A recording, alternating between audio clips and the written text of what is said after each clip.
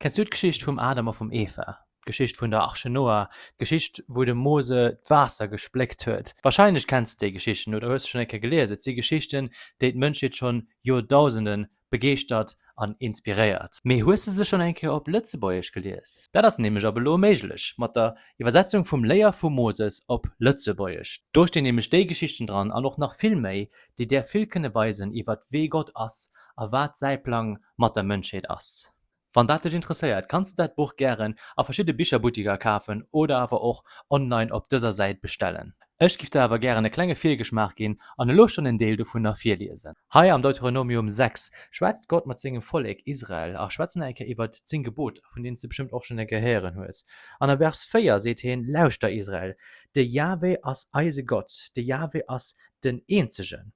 Hieft de Jahwe, dei Gott, mat dem ganze Verstand, mat dem ganze Wesen, a mat denger ganzer Kraft gär. Sie kräen hei gesot, dass se Gott sollen gären hunn. Dat war an enger Zeit geschrieben gin, wo Mënschen net so eng Beziehung zu Gott hatten oder net konnten so eng Beziehung zu engem Gott hunn. Et gouf natürlich demos viel aner Religionen, viel aner Götter, déi ugebiert gesinn. An de Gott, dem aus der Bibel an aus der Kirch kennen, streckt he seg Hand aus, er seht zu dem Volk, ech will erst gern hunn, huef der mech och gern. Mat andere wieder, ech will eng perélech Bezeung mat hunn.